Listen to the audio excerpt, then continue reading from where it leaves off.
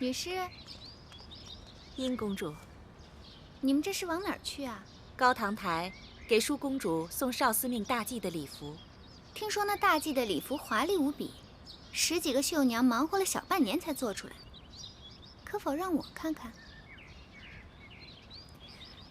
女士不会是因为狄公主的礼服，别人连看都不能看吧？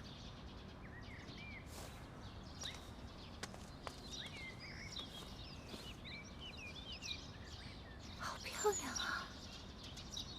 这是微后特意让织房中最好的织女用金线和翠羽编织数月而成的，上面还镶了那么多上好的珍珠。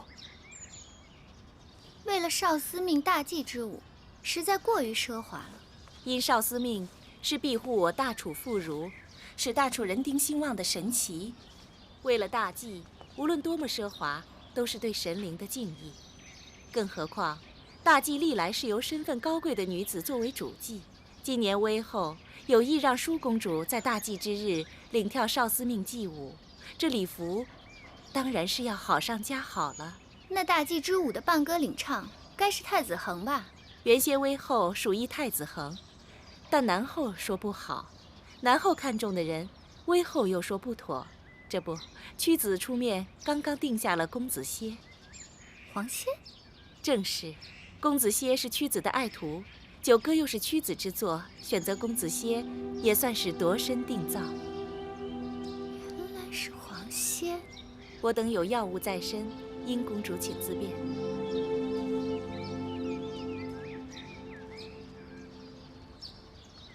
听说这次大祭，秦王和郢都的许多贵公子们都要来。舒公主若穿上这件礼服，领跳少司命祭舞，不知道要让多少公子王侯神魂颠倒、辗转反侧呢？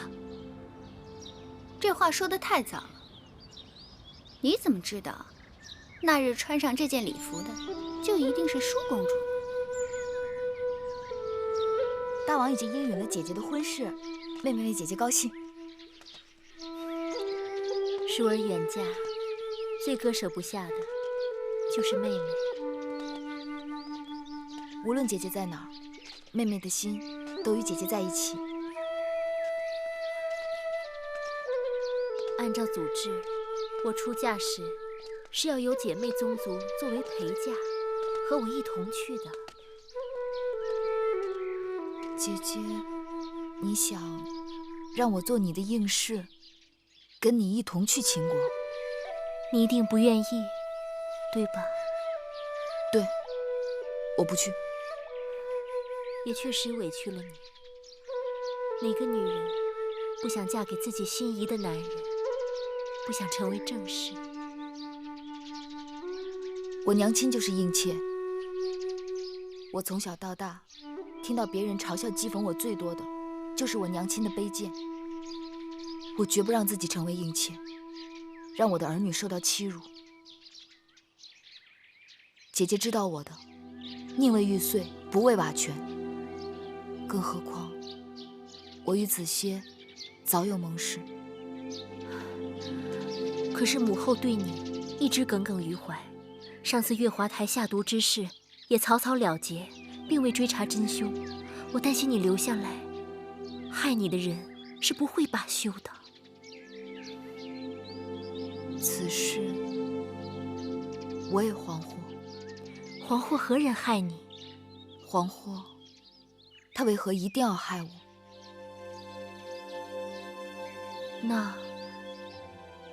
那你知道是何人所为？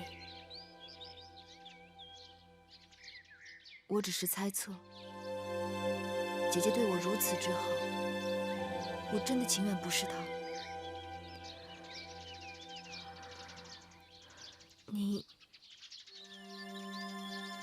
你确定？十有八九。其实根本用不着她动手，她仅仅示意就够了。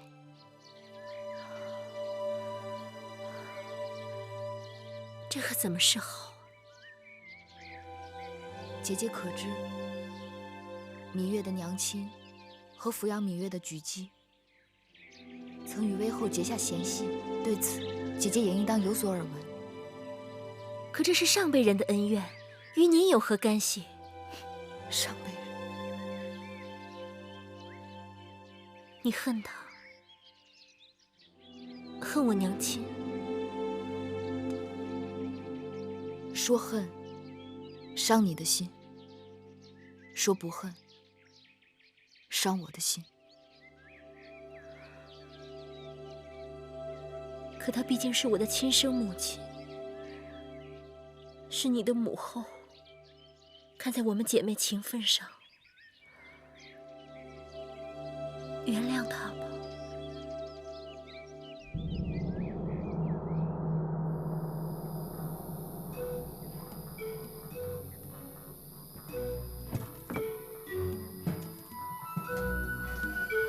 当心当心，规避碧帛以示鬼神，千万要摆放整齐。是，这个放上面，那这件呢？这个放正面。是。供奉的六兽和酒水都摆放在那边。祭司少司命，国之大事，天神在上，非凡柴不足以达之。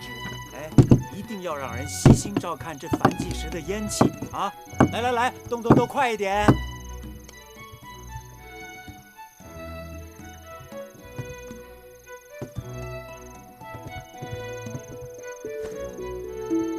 皇公子，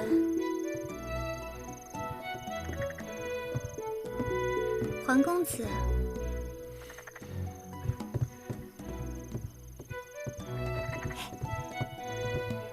月儿，舒公主，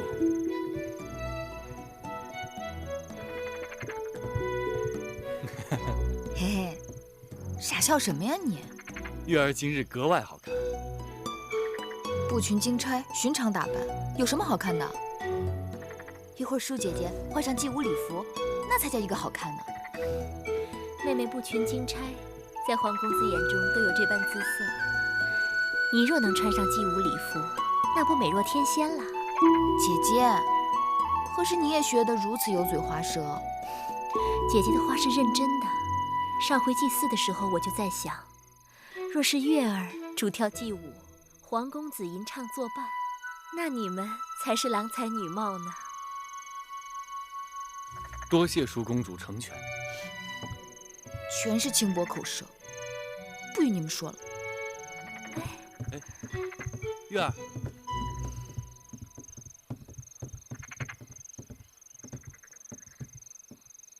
其实他心里是有你的。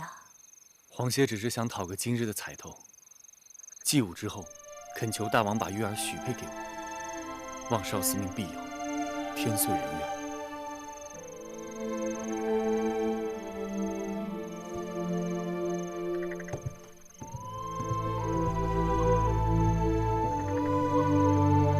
殷公主，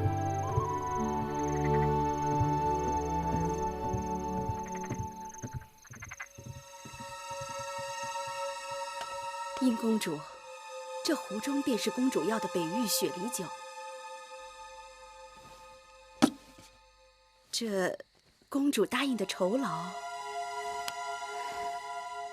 这是宫中最好的羊脂玉，你等平日是见不到的。公主也别小看了奴婢，这酒也是稀罕物，性寒烈，夏日里少饮可解暑，多饮却会腹痛，千万不可贪杯呀。好了好了，本公主知道了。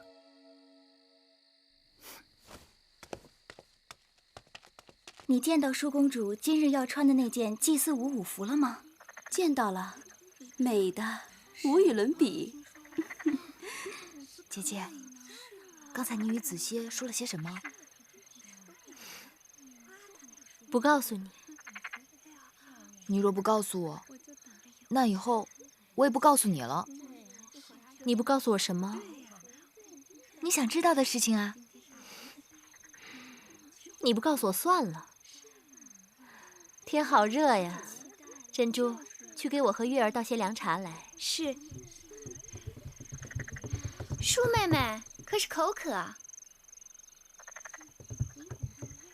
我这里有一壶玉露琼浆，据说饮用后可让人冰肌玉骨，有脱尘成仙之态。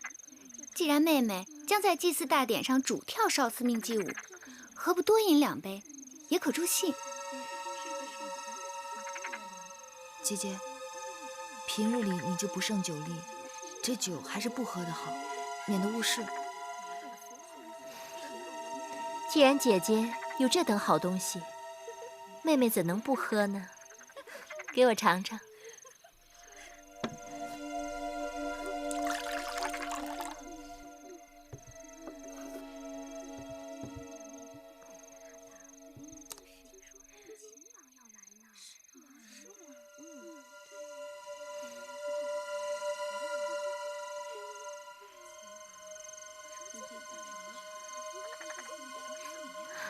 真是甘甜如蜜，清凉入骨啊！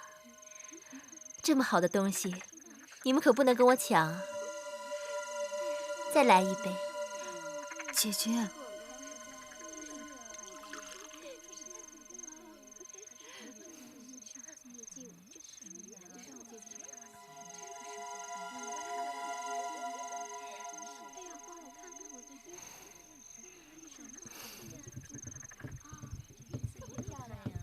少司命祭舞马上就要开始了，你等还不快去更衣？可不是，时辰不早了，再不更衣来不及了。走吧，姐姐。更衣吧。哎呀，怎么了？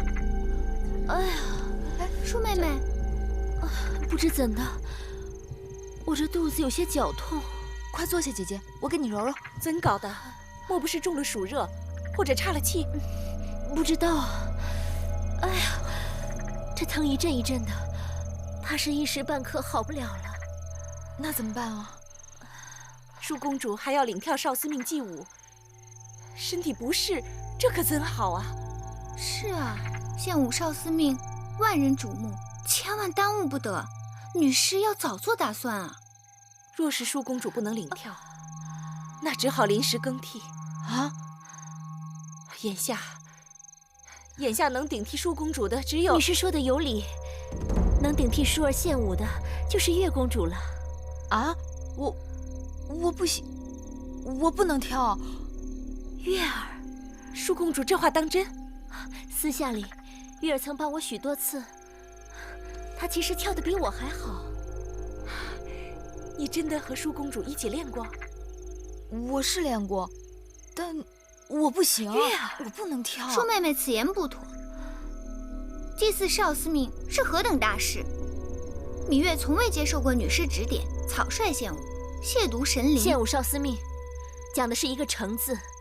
有些人心里不干净，即便献舞，少司命也不高兴。既然舒公主力荐，那就试一试。你现在就跳给我看。你若真的能跳，那就是少司命选中了你，你命里该有的逃不掉。今日由少司命判定的事最妥不过。女师，芈月向来忤逆，微后若知晓此事，定不会答应。这女师已经说了，此事由少司命判定。即便日后母后怪罪下来，舒儿自会分辨，女师不必多虑。月儿，月儿，皇谢在等你，别辜负了他。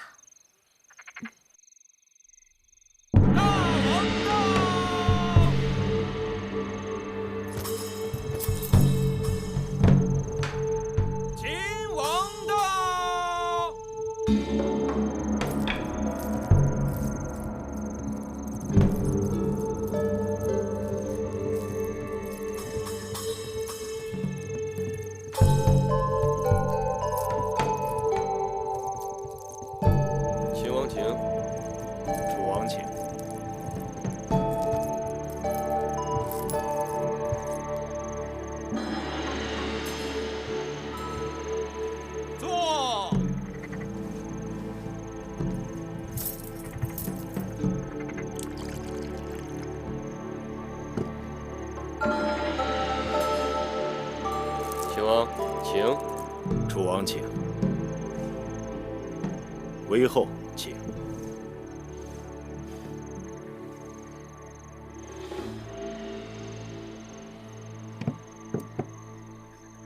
秦王，那少司命的祭舞就要开始了。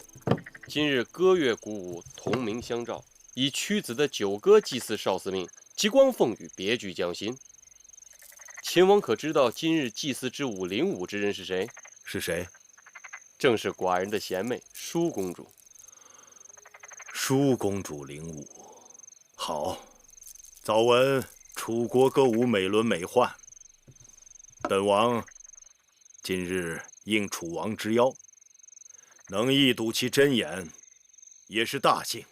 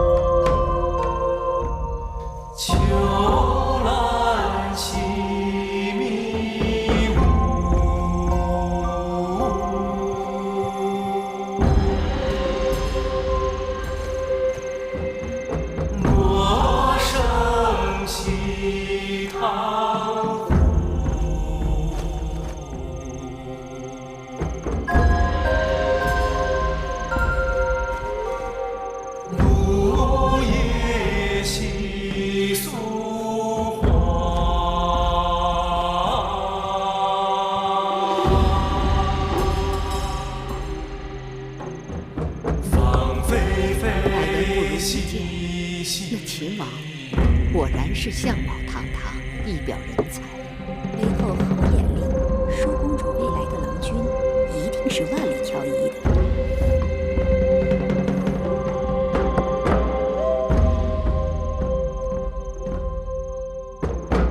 夫人自有细美姿。难怪婴儿盯着黄仙不肯放手。凭他那身负一柄玉树临风的模样，我都想多望两眼。孙何以惜愁苦？像婴儿这样情窦初开的小女子，自然是把持不住。微后说的是，在婢子看来，咱们楚国的少年才俊，一点不比那些诸国的王侯们差。难怪世人都说咱们大楚人杰地灵，世间人才大王揽尽。这恰恰显示了我们大楚国的凶残。先王们征战那降小国，那些亡国的王子王孙们到了楚国，哪个不是在这里好好享受着荣华富贵？满堂喜美人，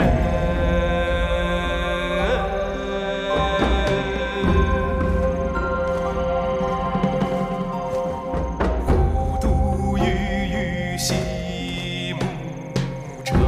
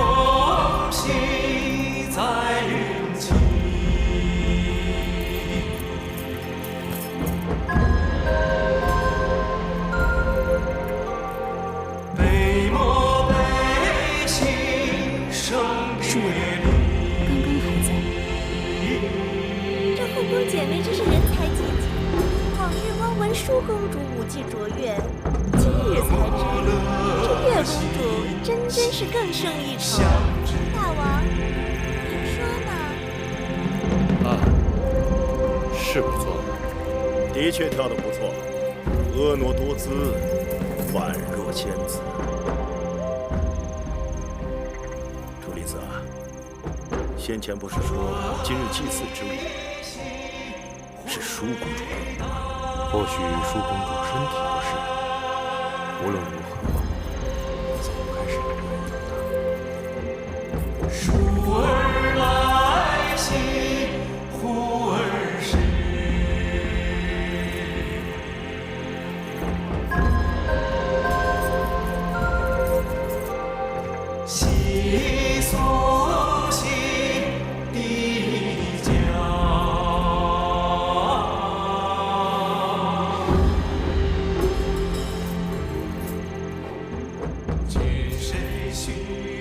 格里森，芈月这个丫头，平日里看起来男孩子似的豪爽，今日呢，恍惚换了一个人。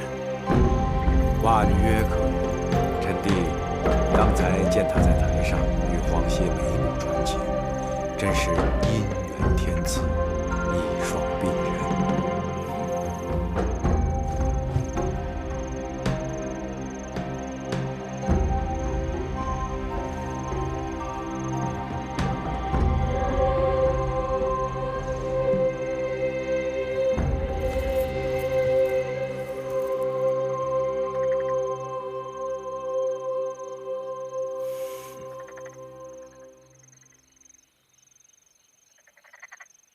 金玉之声，天籁之美，本王今日果然大开眼界。今日是舒公主与秦王的定亲之日，载歌载舞，正应了大吉大利之兆。请。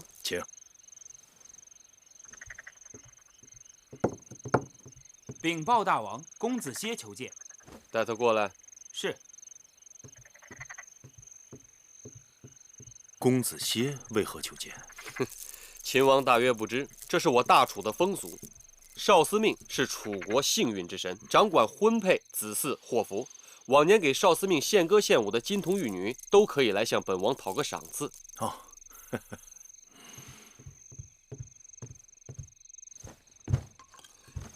黄歇拜见大王。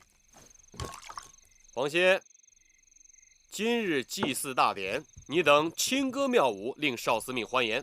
寡人要好好的赏赐于你。说吧，想要什么？大吉之日，子歇不求荣华富贵，只是心里有一个愿望，不知当说不当说。但说无妨。大王之妹月公主，温婉贤淑，冰清玉洁。黄歇攀龙附凤，爱慕已久，恳请大王将月公主许配给黄歇为妻吧。这两情相悦，倒也是佳话。是啊，楚王两妹同嫁，喜上加喜呀。对，窈窕淑女，君子好逑。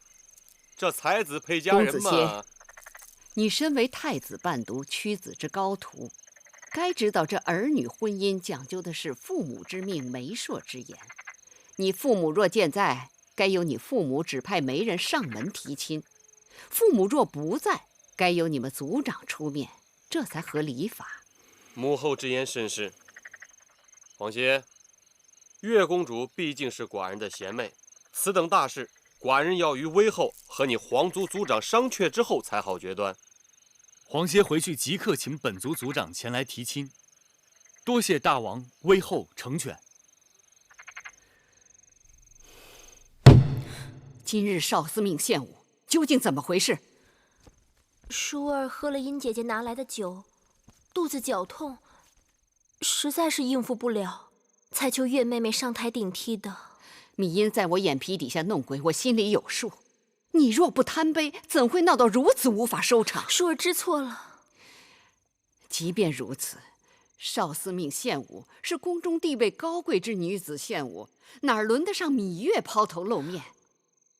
母后仁慈，月妹妹与黄公子两小无猜，情投意合，两人天造地设。舒儿也是想顺水推舟，成人之美。我和你王兄想借着少司命的吉祥，庆贺你与秦王定亲之喜。你倒好，让芈月踩着你上位，丢尽了我的颜面。母后息怒，要怪就怪舒儿吧，千万不要责罚月妹妹啊！责罚她？不，这一次我是和你一样，去尽力成全她。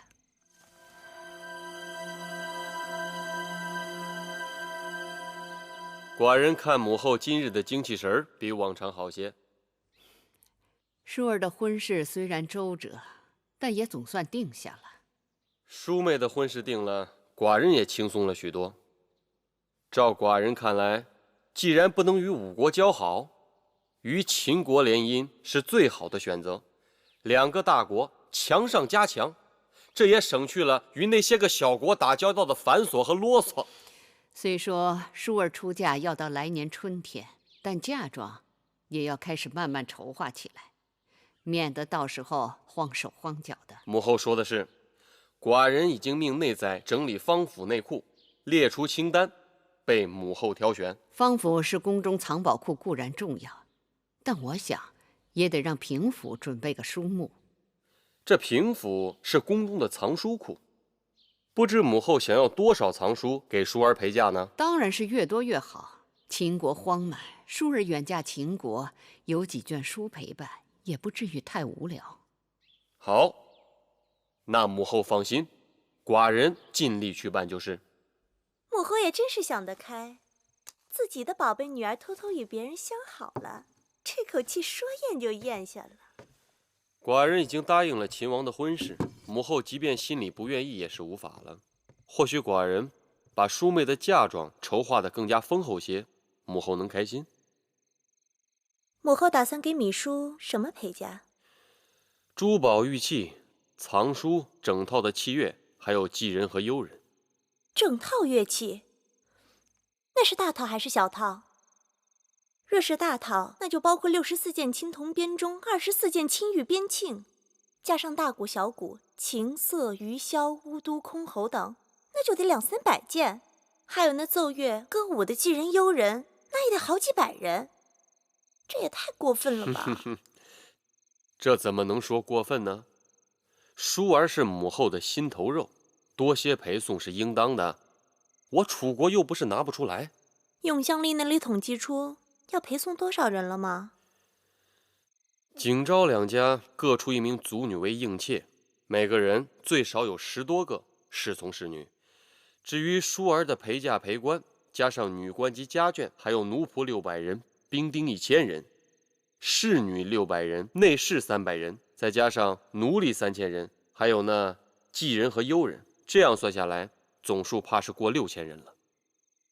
亏得余志有限，否则母后还不得把楚国1半的人口都送过去？寡人只有这么一个王妹，楚国也只有这么一个嫡公主，自然排场要大一些。还有4000个送嫁的兵丁，把淑妹送到了边境就回来。这么算起来，那得1万多人。送亲的场面，再气派不过了吧？只是淑妹这一走，母后想再见她一面，怕是就难了。我看母后不仅想保淑公主亲生尊贵无比，还想保她的儿女生生世世用之不尽。哼！我看就你这张小嘴刁蛮。过来，看寡人怎么教训你。大明真坏。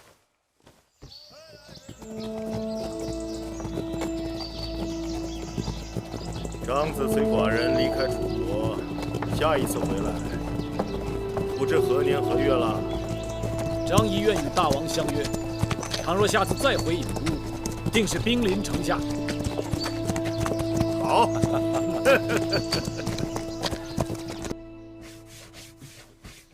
叶儿，姐姐，你这个人啊，都回到自己房间了，能不能歇一会儿啊？自小忙碌惯了，你让我老闲着，弄得我手脚都不知道往哪儿放了。好歹你也是个公主，能不能学着使唤别人啊？从小到大没使唤过，还真不会呢。那将来你要嫁人了，要那些下人丫头干什么？谁说我要嫁人了？还嘴硬。前2日是哪位公子在祭祀少司命大典上向月妹妹求婚的？好啊，师姐姐，你淑公主、月公主，公子歇在殿外求见。果真灵验，说谁谁就到了，快让他进来。是。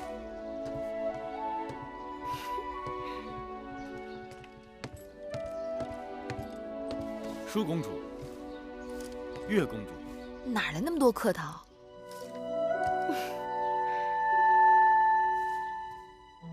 近几日你好像清瘦了不少，又犯傻气。珍珠，快去烹茶。是。你来找我有何事？怎么一早就过来了？是微后召我来高堂台的。皇族族长已经向大王提了亲，大王也有了允婚的意思。我猜想，威后定是叫我来说赐婚的事儿。真的？所以我马上来告诉你一声。这下可好了，以后有公子歇照顾妹妹，我这也放心了。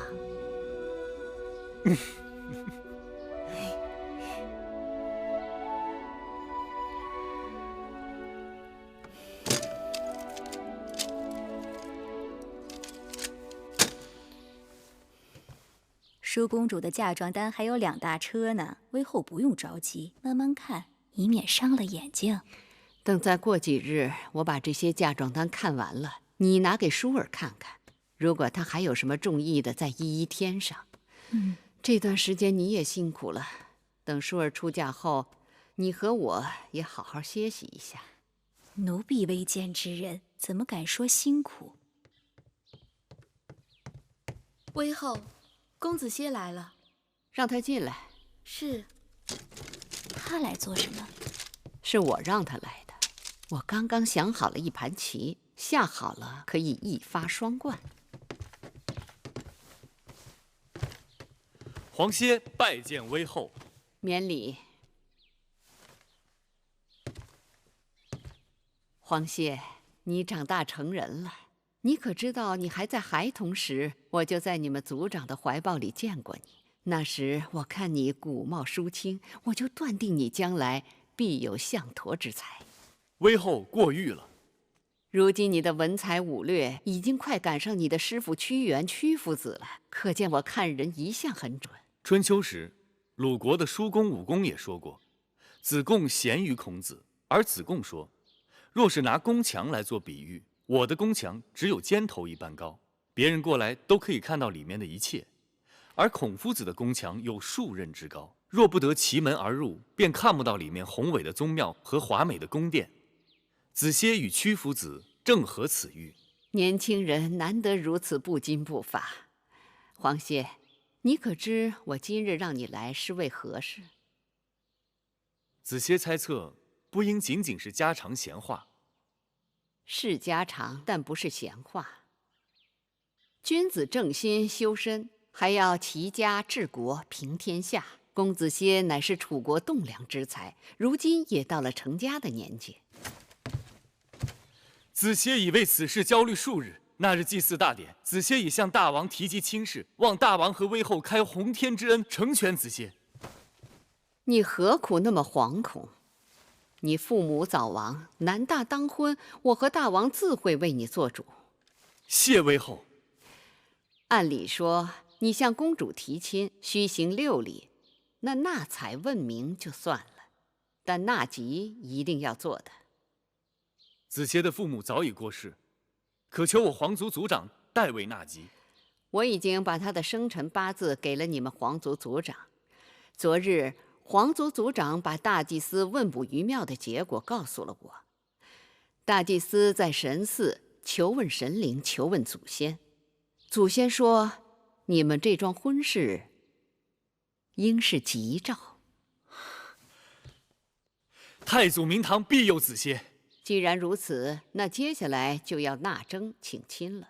这些事你也应该跟你们族长尽早商议才好。子歇回去马上就办。那你打算什么时候迎亲啊？如无大碍，越快越好。年轻人就是急脾气。新嫁娘和舒儿是从小一起长大的，私交甚好。我在想，可以让宫里把她的嫁妆和舒儿的一起办。舒儿出嫁前乱则乱，但不会耽误你迎娶。2桩婚事赶在一起，也让我热闹热闹。另外，我让大王赐你金华台，你可以在那里成亲。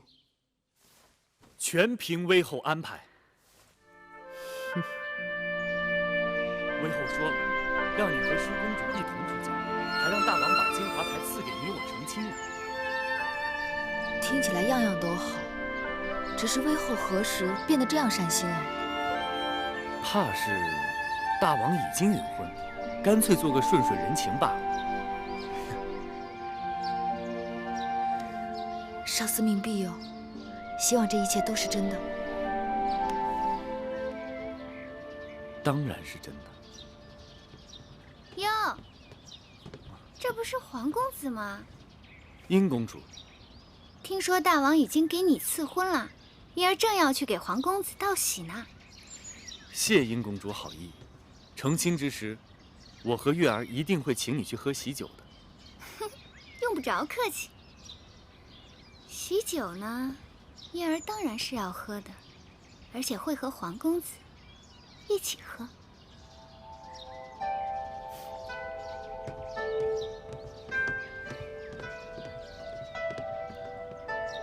他言语古怪，这是何意？不要理他。走。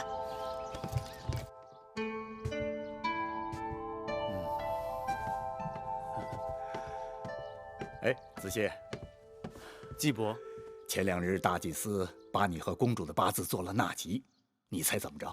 看年柱，你们是天合地合，你们的八字二神相生，互为喜用，一桩大好姻缘呐！劳累季伯了，子歇事后自有重谢。哎，一家人不说两家话。这6礼之后啊，我们就要考虑给公主纳征了。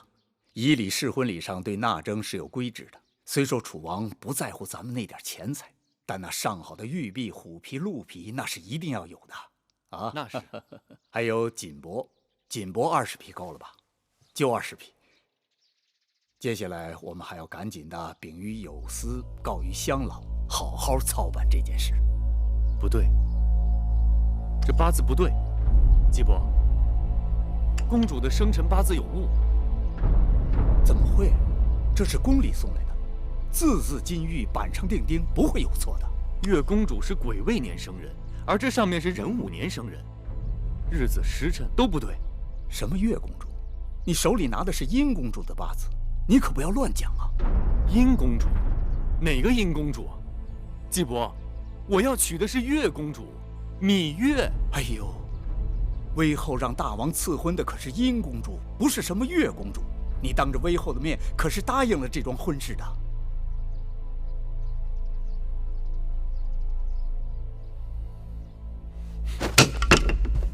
哎，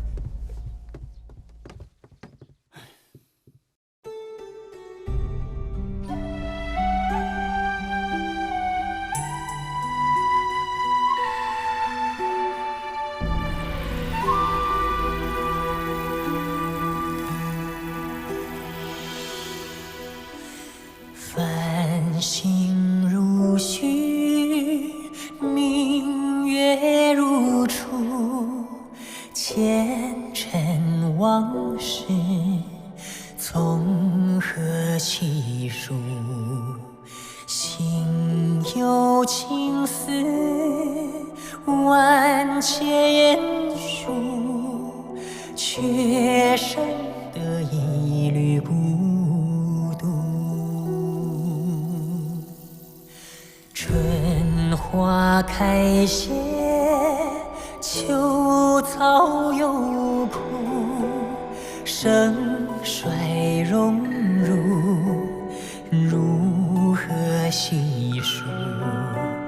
你水暖，为谁寒？换不回一人入骨。尝尽悲欢离合，人间苦，却怎么咫尺天涯陌路？去倾诉，是一度，去情再相负。愿为你平静柔情傲骨，望尽相思红颜凋零处。我只愿与你朝朝暮暮，爱如心，恨如骨，生死再相负。愿为你永生永世守护，愿为你旧事守护。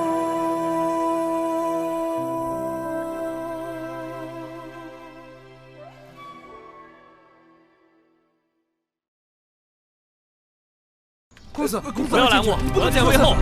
我要见威后！公子，不能进去！我要见威后！王公子，这儿是高堂台，是你想闯就闯的吗？玳瑁公，我要见威后。威后身体不适，不见人。有件事我要见威后问个明白。该知道的你都知道了，回去吧。威后身为后宫之母，你要给皇歇和月公主一个交代。这人真是疯了，把他赶出去。我要见威后。公子，走吧。威后，我要见你。威后，放开我！放开他！我来了。威后心里清清楚楚，皇歇倾心于月公主，可却言语含糊，偷天换日，这是为什么？打一开始，大王和我给你赐婚的就是殷公主，至于那芈月，是你自己一厢情愿，与我无关。我和月公主两情相悦，我向大王求婚的时候说得清清楚楚，我非月公主不娶，月公主非我不嫁。威后仁慈，切莫毁了子歇的姻缘。你的意思是，芈月背着大王和我，早与你私定终身？这是王室之辱，大逆不道。威后误解，皇歇和芈月的婚事，大王早已应许，为何又突然变卦？王室之婚从来都是父母之命，媒妁之言。殷公主贤淑貌美，嫁与你是你的福气。子歇不想高攀，实难从命。你跟芈茵的婚事已是覆水难收，不要啰嗦，回去好好操办吧。威后，走吧，我累了。威后万万不可！威后身为后宫之母，怎可以个人好恶和一己私欲毁了别人的良缘呢？不要以为你是太子伴读，便可胡言乱语。后宫是我的后宫，规矩是我定的。把这个不识抬举的东西给我赶出高堂台！威后，威后，威后万万不可！威后，威后！茵儿这丫头真是瞎了眼了，怎么看中这么一个油盐不进的呆子，惹我生气。这呆子再不识趣，也拗不过大王跟威后。等成了亲，有殷公主管教着，他脑袋瓜子会慢慢活泛起来的。茵儿这丫头，我早就看透了，做事心狠手辣，我对她不得不留个心眼儿。既然她非要跟这呆子绑在一起，那我就成全她，让她自作自受。一想到芈月会为此痛不欲生，我就觉得这桩婚事我非促成不可。上回你跟我说什么来着？有些人活着比死了更煎熬。芈月命大，上次中毒不肯死，那就让她好好的活着，让她知道活在我手心里的滋味。可那黄公子不肯罢休，是得想个法子把那书呆子看紧，免得他再生出事端来。妹妹，别太难过了。公主，威后那边要您去商讨一下陪嫁单子上的东西，让母后自己定夺吧。那些珠宝玉器的单子，威后已经勾画好了，但平府的那些书籍，我知道了，你下去吧。可是威后，母后再催你，你就说出嫁秦国，淑公主嫁妆一样不要。是。姐姐，你这又是何苦？公子歇与你落到这样的结果，母后难就其责。威后不会放过我的，这在我的意料之中。若是这样，公子歇的婚事落空，我出嫁秦国，谁还能顾你周全？我已经想不到那么远了。大王赐婚芈茵，公子歇会改变主意吗？不会，这正是我担心的。他若拒绝赐婚，罪名就是违抗君命。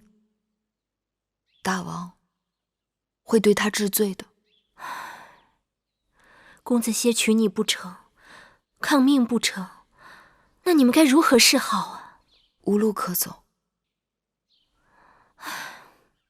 都怪姐姐。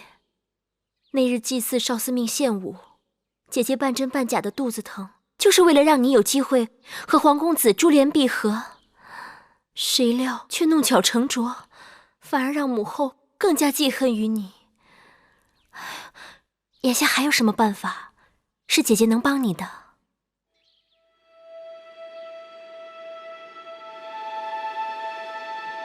姐姐若愿意帮我，就找个万全的地方，让我再见子歇一次。好，姐姐来想办法。多谢姐姐。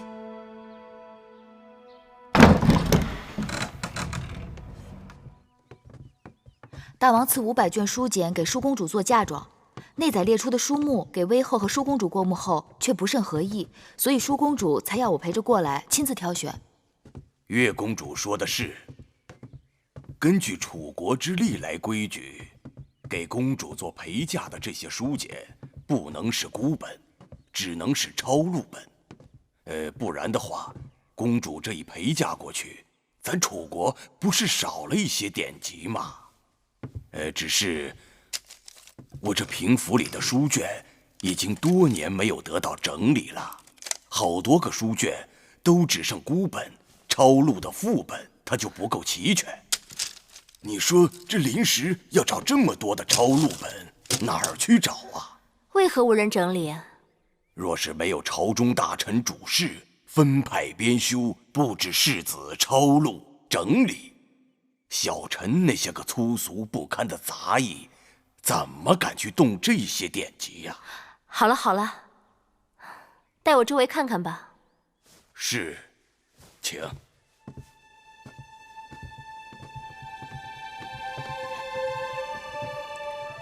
快去吧。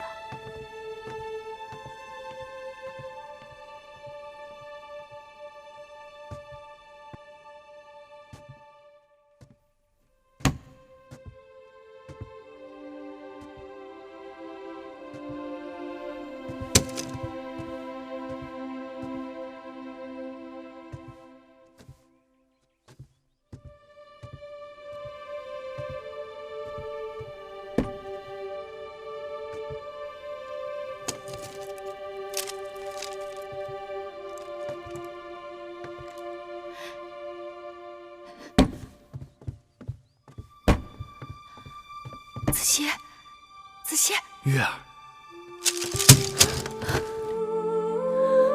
子歇，我好怕，我怕我再也见不到你了。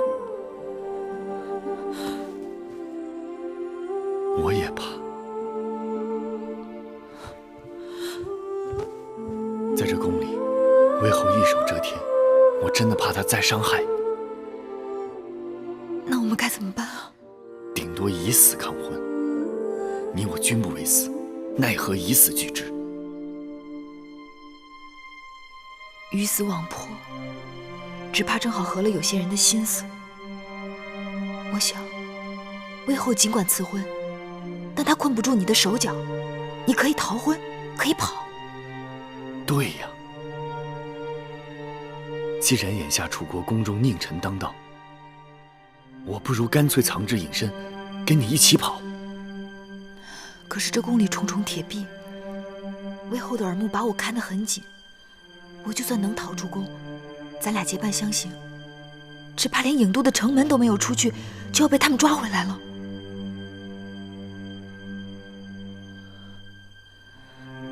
可不会一点机会都没有吧？机会总会有的，让我想想。这几日，我都会以帮舒姐姐整理出嫁书籍为名到平府来，你我可以在这里碰头。好。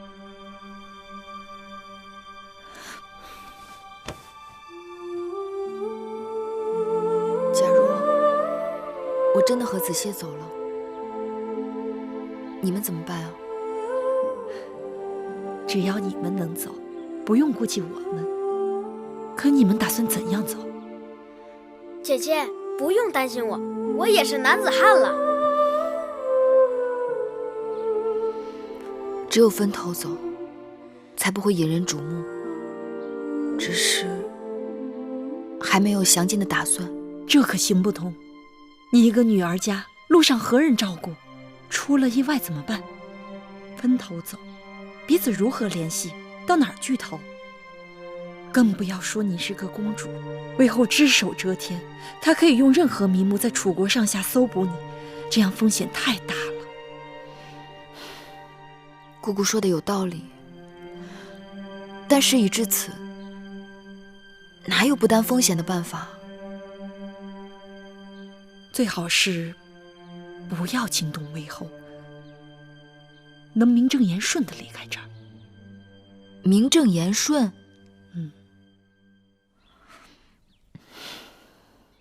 只怕很难。你们要抓紧时间誊写啊！是。哟，见过月公主。舒公主听说世子们正夜以继日整理抄录典籍，让我过来看看。啊，月公主请看，这是刚刚整理完毕的吴国史册。这些呢？哦，这是越国史册，正在整理抄写之中。凡是作为舒公主陪嫁书籍，要让人先着手去做。那是自然。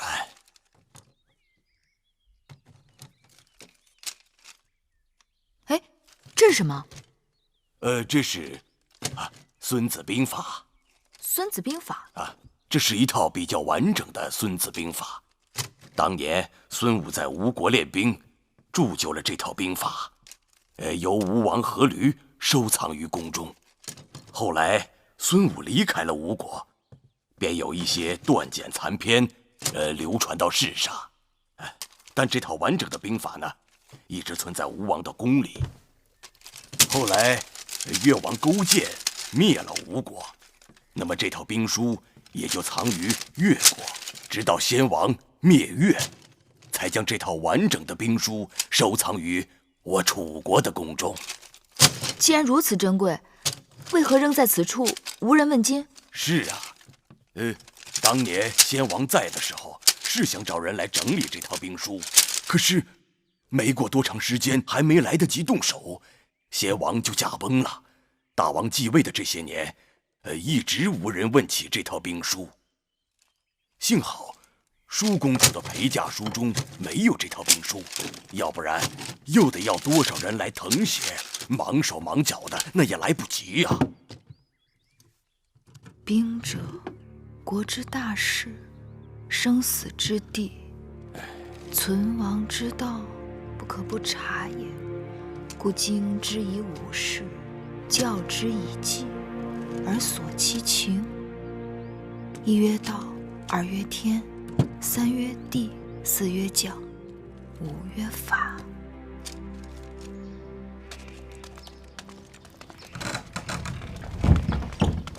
太子，敢问黄公子，这是要去哪儿啊？子杰正打算陪太子去平府查些典籍。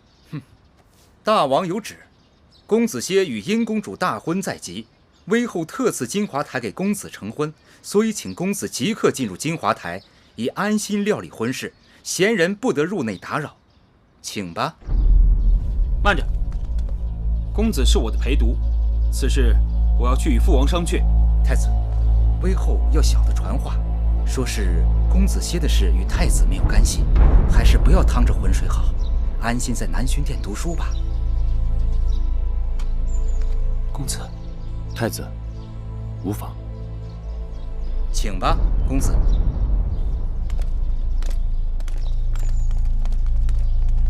快去告诉芈月。是。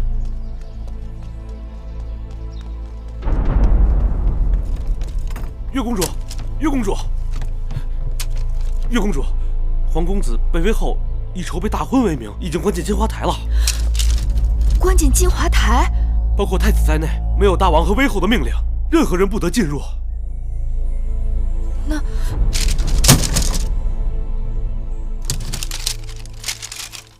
这竹简和编绳破旧成这个样子，姐姐却把它当宝贝一般。这是《孙子兵法》，天下孤本，看起来不起眼，却是真正的宝贝。兵之行，必实而击虚。水因地而滞留，夫兵行向水。水之行，必高而趋下。这哪句连着哪句啊？蓉儿念的不对吧？应当是夫兵行向水，水之行必高而趋下，兵之行必实而击虚，水因地而滞留。知道了，水因地而滞留，兵因敌而制胜。故兵无常势，水无常形，能因敌变化而取胜者，谓之神。对呀，说得好。什么说得好？能因敌变化而取胜者，谓之神。子期被关进金华台，该是暂时性命无恙，但说明威后仍不肯对我们有一丝一毫的放松。这几日我一直在想“名正言顺”这4个字。舒姐姐曾提议要我做她的应试，陪嫁去秦国，我没有答应。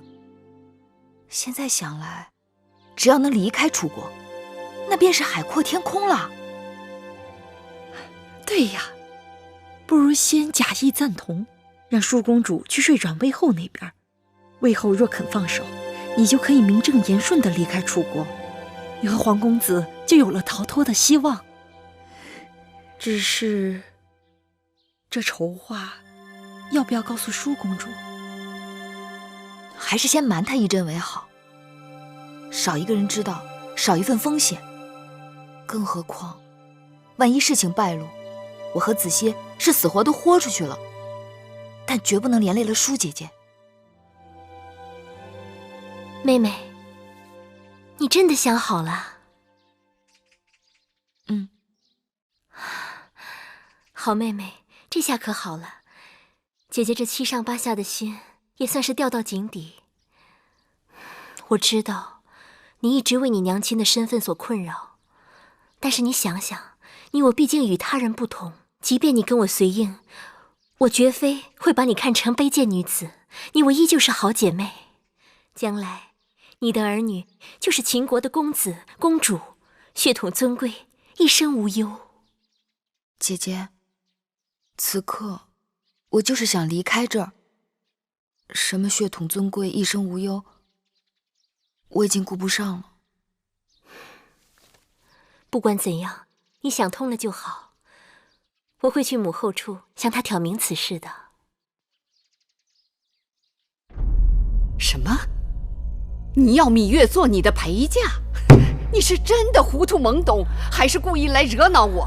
母后既然愿意倾其后宫珍宝送舒儿出嫁，为何一提芈月2字就断然回绝？不要问那么多，不行就是不行。芈月从小与舒儿一起长大，只有她最知道舒儿喜怒哀乐。秦国路途遥遥，若有芈月，也能减少舒儿的思乡之痛。正是因为我疼你，楚国的任何东西我都不会说个不字，但只有芈月，我不能撒手。芈月与黄公子婚事未成，楚宫内外早已议论。既然母后不想让她在楚宫出嫁，那就让她陪我去秦国，也可免了是非与众人的猜疑。不管外人说什么，我主意已定。难道母后一心想让她死在宫中？你是我的亲生女儿，别人说3道4也就罢了，你怎么这般不知好歹啊？舒公主错怪了魏后，魏后所做的每件事情都是为了公主好。既然是为了舒儿，那就帮舒儿解开心头之谜。从小只知道母后慈爱，对待宫中其他公子公主也恩威并重，宽严有度，为何只有对待芈月如此的刻毒刁难？芈月的娘亲与母后的嫌隙，那是多年之前的事情了。她的娘亲去世，再大的怨恨也该烟消云散。难道连恩怨也要母债子还吗？事情并非像公主想的那样。那是怎样？好吧，既然你非要知道，那我就告诉你，我这么做是有缘由的。芈月尚未出生，执掌司天台的太史令堂妹就预言，芈月是8星出世，4府变，6甲乱，当主天下大变。芈月她从小心机和作为就异于常人，如果真应了堂妹的话，首先受害的便是我的骨肉。所以不管她在哪里，我的眼睛都大大的睁着盯着她，免得她兴妖作怪。她再一日，我就食不知味，夜不能寐。你还要带她走？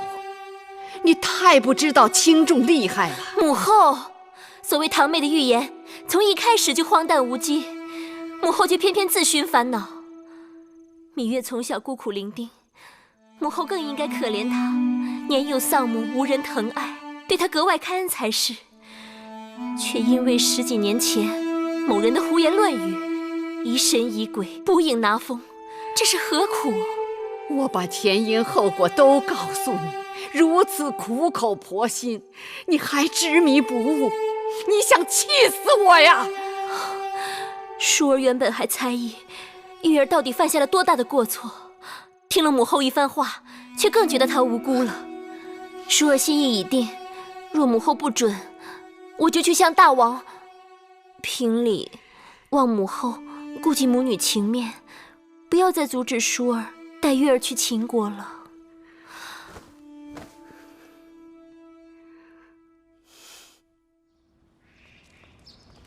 今日我陪舒公主去看嫁妆，那些珍珠宝贝差点把我的眼睛晃瞎了。你呀，真没见识。去年我在威后那儿伺候的时候，跟着带毛姑姑去过一趟方府。你知道方府吗？当然知道，那是宫里头专门藏宝贝的地方。我在那看到不少好东西呢。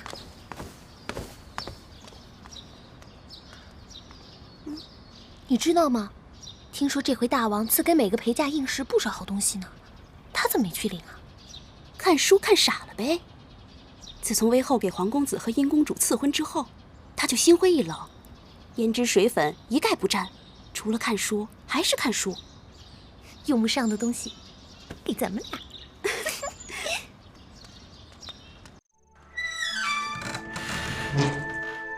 月儿，姐姐来了。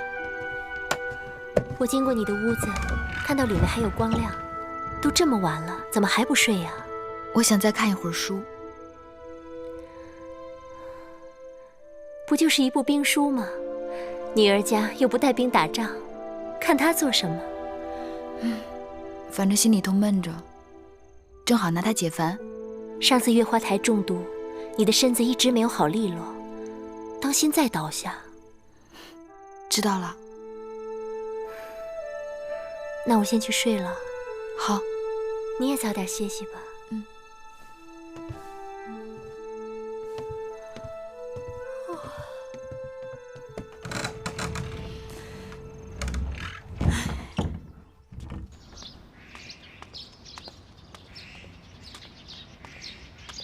姑姑，何事？我是云梦台的魁姑，听说过些日子皇公子和殷公主就要大婚了，我们做奴婢的没什么好送的，做了些喜饼表表心意。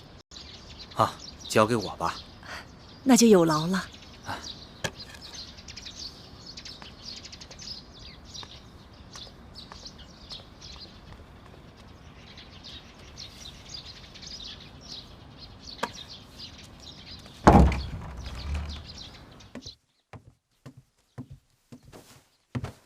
公子，这是云梦台的姑姑送来的喜饼，放着吧。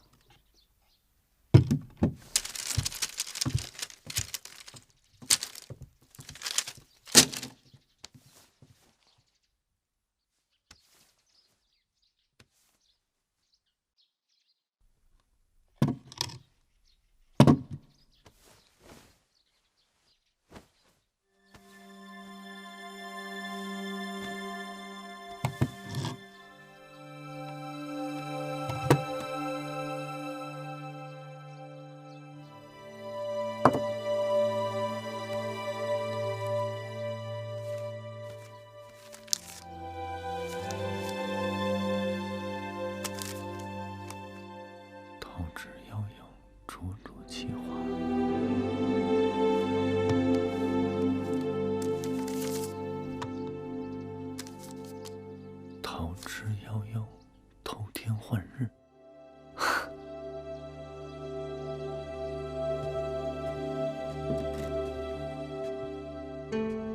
灵儿，看见没有？这是青玉羽裳。哦，这琉璃珠虽不如随侯珠，但也相差不远。这蜻蜓眼，据说是从极西之地来的。这一套玉佩是用上等的玉石做的，这些啊，都是威后指定宫里头给的嫁妆。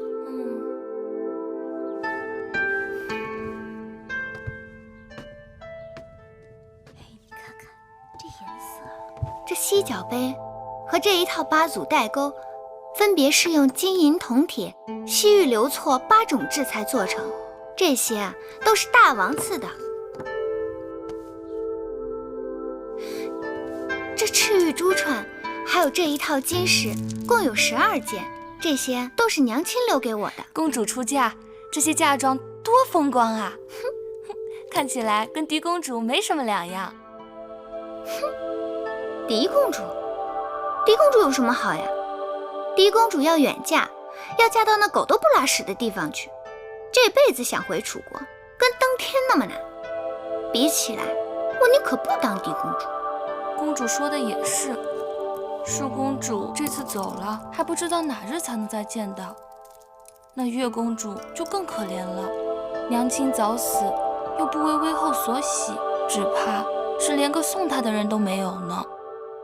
说的也是啊，跟他娘亲一个命，都是给人当陪嫁硬事，没人送。哼，那本公主只好去送一送了。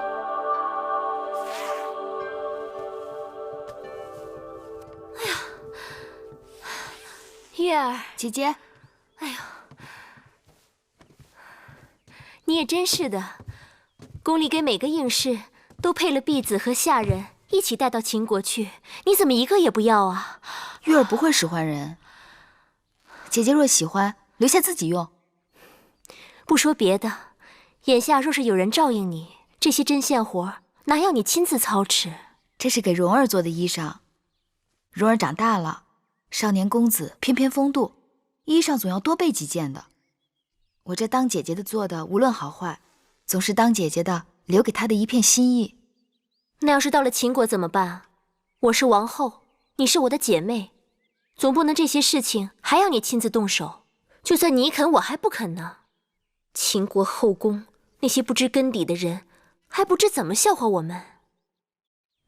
后宫里的人都是这样攀高踩低的，想想真是没趣。公主，殷公主来了。她来干什么？哟，你们都在呢。我还说呢，这舒妹妹要出嫁了，不知道得多忙啊。且不说陪嫁中的那些摆设、器具、书籍、珠宝首饰、乐器药材，光那4季的衣裳就得有好几车吧。秦国啊，那地方冬天特别的冷，舒妹妹得把银鼠皮和灰鼠皮的大袄多拿上2件，免得受冻。我的嫁妆由母后定夺，殷姐姐还是多操心自己的事吧。可不是，我那儿也乱成一锅粥了。说起来，我比妹妹还有早出嫁1个时辰呢。这是皇族族长和威后根据大祭司问卜神庙的结果定下的吉时。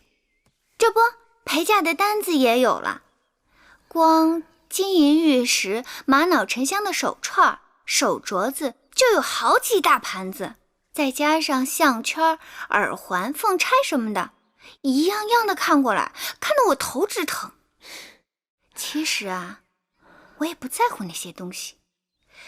子歇的父母过世早，家里头的事情都是由他们族长做主。皇家在楚国虽然没有过去的花团锦簇，但排场仍旧得撑着。我的嫁妆带过去，还不都是便宜了别人？殷姐姐若没别的事，忙你自己的去吧。没关系，我也是出来散散心的。灵儿，在，帮着珍珠给我烹壶茶去。是。如今啊，我才真的相信，人是天生有命的。像妹妹你，就是荣华富贵，要当一国之后的命。像我呢，就是相夫教子，若夫君能加官进爵，我也就跟着享福的命。可也有的人啊，生下来就是贱，再张狂，也只能跟他娘亲一样，给人当个陪嫁应使。你说，这老天怎么那么公平啊？珊瑚，你进来。我记得前段日子给舒公主做过不少香丸，你把她找来，用香炉把这里好好熏一熏。是。月妹妹，要不你我一起去园子里走走吧？这屋子里的污秽之气实在是太重了。哎呦，可不是，快走。走，走。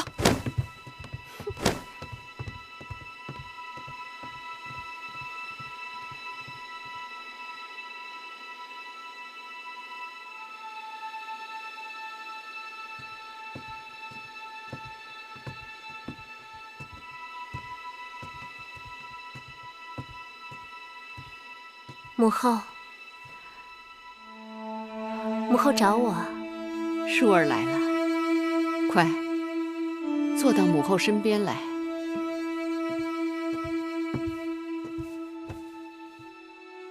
母后方才在想什么？想母后年轻时出嫁的情形。母后当年出嫁的时候，一定是美人儿。女儿家出嫁，衣衫光鲜，满心希冀，哪个不是美人儿？母后当年和你此时是一个样子，半点不知日后为人妻、为人母的苦楚。舒儿感激母后养育之恩。舒儿即将远嫁秦国，那里不似楚国，没有母后和大王为你遮风挡雨，万事都要靠你自己。有些话我不得不叮嘱你。这几日我特别派人去查了一下秦王后宫的情形，你知道吗？秦王之前娶的王后是魏国公主，随王后一起嫁入后宫的还有她的亲妹妹魏延和她的一个族妹。王后无子嗣，魏延把自己的儿子公子华托付给王后抚养。这位公子华现在在众人眼中已是准太子。去年春天，前王后病逝，魏延已经升为夫人位分，大权在握。我担心你宅心仁厚，到了秦国不是他们的对手。母后放心，秦王已经答应舒儿，要庇护舒儿一辈子。有秦王庇护固然是好，可是靠人不如靠自己，更何况枕边人的话是靠不住的。母后，好了，眼下多说无用。终有一日你会明白母后的苦心。蓉儿再有2、3年就可以分封领地，无论好坏都可以照顾好你自己和葵姑。小冉，我原本打算把小冉留下的，但郑伯身体欠佳，已无力抚养小冉。我想，我还是把小冉带走吧。姐姐，此去秦国路途遥远，途中一定会遇到许多危险。小冉弟弟的事，还是再想想别的办法吧。小冉不能进宫，可跟着你，你是公主陪嫁又多有不便。我想，唯一的办法就只有这个了，让小冉跟着我。不可能，我们都知道，小冉不可能进宫的。但我可以出宫，小冉跟着我，我跟着你。陪嫁应试都有随从侍女。我随你一同离开楚国，既可以一路照顾你，又可以照顾小冉。那蓉儿怎么办呢？姐姐，别再把我当小孩子。葵姑这法子我赞成。我眼下虽不能为你和弟弟争一块天地，但绝不要你和葵姑再为我操心。再说云梦台里还有其他姑姑，不怕没人照应。蓉儿的确长大了，懂事了。只是魁姑为我们姐弟已经辛苦了半辈子。我原本打算让魁姑跟着你去养老的，若是跟了我，难免前景险恶，凶吉难卜。不用多说了，跟你走，无论是吃苦还是享福，姑姑都情愿。玳瑁，你跟随我这么多年，忠心耿耿，我和你的情分早已超越了主仆，所以我心里有个打算，一直不忍跟你说。微后要是这么想，就把婢子当外人了。淑儿要出嫁，我心里总是不大放心。她过于天真，心性纯良，要远嫁那虎狼之妻，我担心她不是那些后宫之人的对手。微后是打算找个心腹跟着舒公主去秦国，好助她一臂之力。正是。微后既有此意，玳瑁在所不辞。你真的愿意去？玳瑁从小入宫跟随微后，家人受尽微后恩典与责，婢子的性命都是微后的。只要微后肯放心，婢子一定竭尽全力保舒公主在秦宫平安。有你同去，我在楚宫也能睡几日安稳觉了。其实让你去，我是一举两得。我已经对那贱人做了安排，万一他没死在路上，到了秦国，说不定哪日他会成为舒儿的克星，到那时就要靠你见机行事了。婢子明白。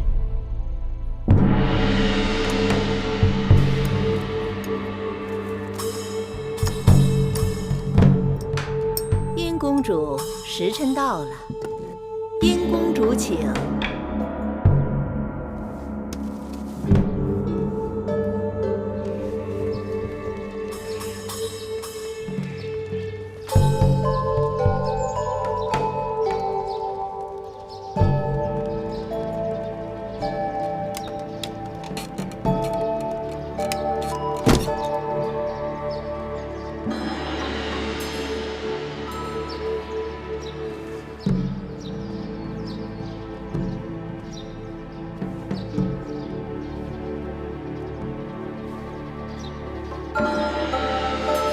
殷公主，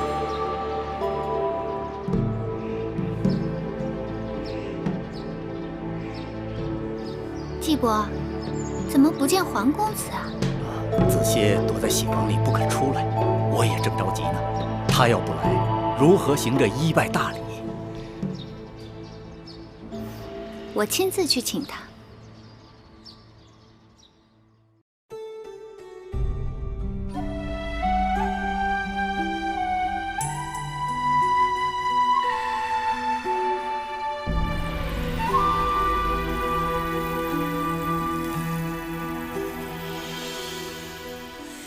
繁星如许，明月如初，前尘往事从何起数？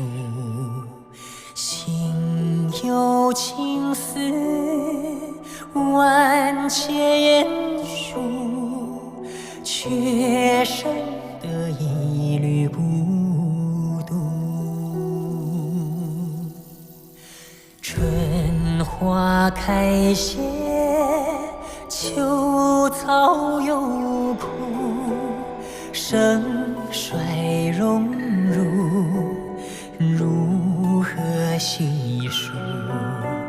泥水暖，渭水寒，换不回一人入骨。尝尽悲欢离合人间苦，却怎么咫尺天涯陌路？